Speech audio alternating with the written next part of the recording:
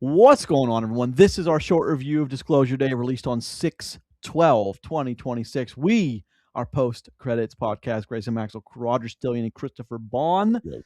Chris, bring us in. Thumbs up. This is Disclosure Day by Steven Spielberg, 2026. Do we like it? Do we not? Do we approve? Do we disapprove? 3, 2, 1.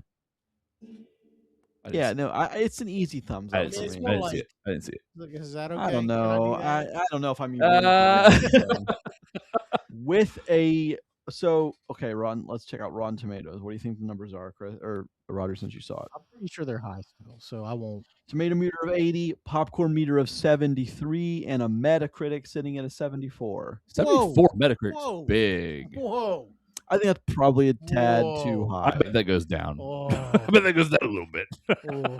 It certainly could. I don't, it definitely could. Now, like before we dig into it, with that Metacritic being that high, I don't agree with that necessarily. But like we were just talking before we started filming, like this movie is very much okay. Yeah. And I think that's important to realize that this is still Spielberg, does still have some of the classic Spielberg stuff in it. It's just I think he's lost his fastball a little bit. He can't. You're doing some stuff that we've seen done before, and you can still do it pretty well. There's nothing groundbreaking here. And a movie about aliens and being disclosed to the world, spoiler, that's what this movie's about. Not a whole lot of big stuff happens. This is obviously, a subject he loves because this is not his first. This is like his fifth movie, with this subject. We've been down this road before. He's got some passion about this idea. So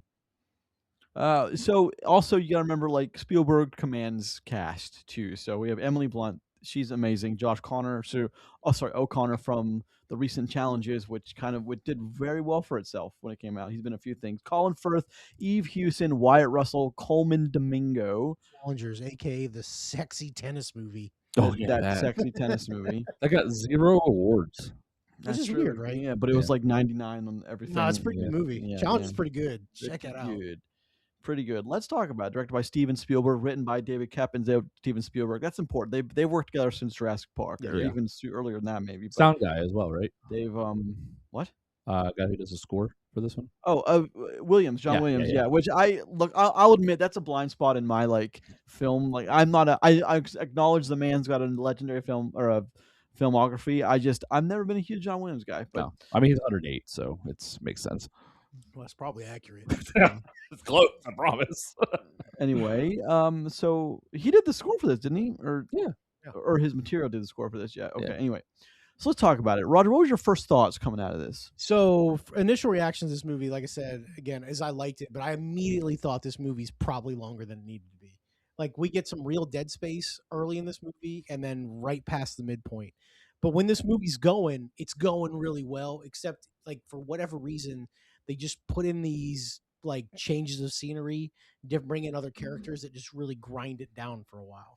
Well, I think the biggest issue here for me when I first got up, I'm like, man, this movie was paced a little differently. It'd be a different movie. Maybe they cut 10-ish, 15 minutes out.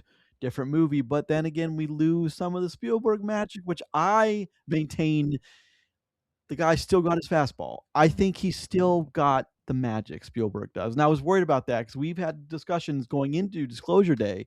We will going into Toy Story 5. You will not be privy to them, but we have them about, is it going to make money? And we had one, and I think Chris and I were closer to the mark on this one, I think, right? Yeah, we were closer to the mark on this one. And but it's maybe the Spielberg stuff just isn't as big a pull anymore, but I think the man can still make a movie, a very solid movie. How much watchable? How much of this depends on, because the material can be ridiculous if you think about it. Emily Blunt's got to be on point, and she is. Emily Blunt always does a fantastic job. Yeah, when has she ever been bad in a movie? Nothing at all. Never, not one. Wyatt Russell though. Wyatt Russell coming out of Wyatt. All right. Oh, Wyatt. And then a character that doesn't make any real sense in this movie. No, how do you keep getting cast? I don't understand. I understand who your dad is, but how do you keep getting cast? I don't understand it. Damn! Attacks on Wyatt. Ryan Russell, if you want to come on the show, you're welcome to. Oh, jeez, here we go. Emily Blunt and Coleman Domingo, who is amazing in this. He has a very different kind of role in this, but again, a character like Coleman Domingo's in this. His Hugo Wakefield, great name by the way. Strong, Yeah. strong name. Yeah. It only works in a Spielberg movie written by David Koepp, I think. It only works in this kind of way. And Chris, it might make more sense to you. We can explain a little more, but how'd you find his character to be, Rod? Like how he knew things and what he was telling them and where he was the whole time. Like, how'd you find that to be? Well, I mean, I think he's a very good character in this movie. He's probably the best character we have here. But I would argue very Spielberg-y too. Yeah, I would argue though, like, have you ever seen Coleman Domingo in a bad role either? Because like that dude brings it every movie he's in, no matter what role he's in. And like we jokingly said right before we started this, like he made The Running Man, that awful remake with Glenn Powell. He was excellent in that movie. His character is great in it. Yeah. And it's like, let's not forget about Michael. Well, sure, he's great in that. I mean, he got nominated for an Oscar in Sing Sing that just came out last year. Like, the dude is great and good for him. What's the disaster movie? Just because you said that you don't think like the Spielberg and Domingo combo here, like only Spielberg can pull it off, kind of deal with Coleman. What's the 2012 movie? Is that the disaster movie where like the world's ending in 2012? Is that called? It's called 2012. Is it okay? With The Rock and is The Rock? No. 2012 is San Andreas. John Cusack. John Cusack. Yeah. I think Coleman Domingo could play Woody Harrelson's character, the guy. The crazy dude. Yeah, I think he can play that one too. Right. I think he'd be fun as that. So I actually didn't know who he was at the time, but I think I got to meet him before. Who, Coleman Domingo? I think so. Coleman D? I could be wrong. That's high up on the list, man, if that's true. Maybe it's true. Maybe I'm wrong. Okay, you might be wrong. So with the disclosure day, things you guys have caught already. What are the high points of the movie for you? Like on disclosure day, you're sitting in the theater. When's the movie where you went, yeah, this is cool, or like this is it. This is why I'm here.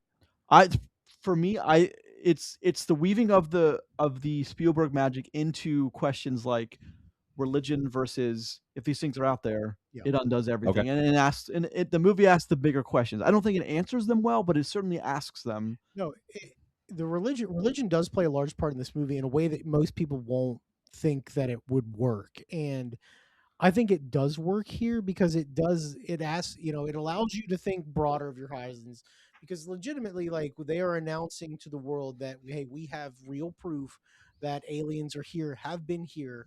And, there's a deeply religious element, and it basically boils down to, and it's just one lady's opinion on it, so don't take it like super seriously. And she gives a well thought out answer, and I won't say exactly what she says, but when it's delivered in this movie, you can sit there and you can just go, okay, that's a fair it's weird because sounds grounded. Well, you don't have to agree with it. Like, you absolutely can disagree with it, but it's well thought out, well versed, and it makes a good bit of sense. Yeah. So I think that's a good scene in this movie, like one of the better scenes in this movie. And now you ask when this movie like really hit for me, and I don't want to, I know exactly when I was like, okay, I get it. Now, it was towards the very end of this movie, right? So they are putting, let's do this as spoiler free as I can. They do get on television and they do broadcast everything, or start to broadcast everything. And there's a news anchor in the national feed from NBC who is like describing the video as she's seeing it, as it's playing on the TV in real time. And the emotion that she experienced, she's just like stuttering through her words. And this isn't Emily Blunt, right? This is another anchor. She's an actual anchor, by the way. I know who you're talking about. Yeah, just going through it, and it's like that felt so real. I mean, because think about it, like, we have seen big things play out on television. Like, we've seen a lot of crazy things. Yeah, we talked about Toy Story and some stuff. Yeah, Toy Story. Yeah, that was, without making it weird. It's like, bunch of people growing up 20 years ago watched the tower fall down on live television and watch an anchor, experience that and talk about it. Yeah. Like, we've seen disasters like that unfold in real time, and they do a really, really good job of letting this the raw emotion come through of somebody who's just seeing this. Like, we don't ever see the footage until they do. Like, we don't get to see any beforehand, and we're just like, whoa. All right, cool. Yeah, and she's trying to describe. We're seeing it with them. To people. Yeah, like, we were all seeing it at the same time, and I thought that was very, very cool one of the best parts of this movie. All right. Well, so I like the characters in here, although some of them are pretty generic. Colin Firth is like any government man ever. Any bad person ever. Well, he's not really bad. The thing he's like in typical Spielberg fashion, he's not really bad though. He's not really a bad guy. He's just doing what he's meant to do. A guy doing his job kind of deal. He's the cooler. I don't believe like when everything plays out and him and his people stand out. I don't believe that for one second. But it's kind of thing that works only in movies and only on the screen. Like it'll never happen again. Just sort of admits defeat. Yeah, but like, and then because he just sits down and then the two teams that he'd been running around, they're like, "Go to the bar. We're out. We're out. Let's go." Now, one of the other things too about Disclosure Day too is there are other things happening in the world at the same time as this happening. Like, not too dissimilar of the political climate that we're in right now. Like, there's a major war brewing. Like, North Korea's doing some stuff. Like, this is in the movie. And like, there's even a rush at a gas station. Everybody trying to get gas because they think everything's going to shut down. It's going to be bad, right? Yeah. And they break into live war coverage to do this. So yeah, that's really this like. So this is much bigger news. Everything's on a boiler point. You know, everything is like flashpoint ready to go, and like everything just sort of. So this is the speed. The trailer is not really good at giving you a synopsis of what this film is, but I think it's probably better that it didn't. And now that I've seen the movie, like I understand the promotional material, I understand the poster, like the animals and the eye seeing through the animal, like it all makes sense to me now. And I was trying to figure that out as I went in. But how they present the ideas, I think presented in this movie are really interesting.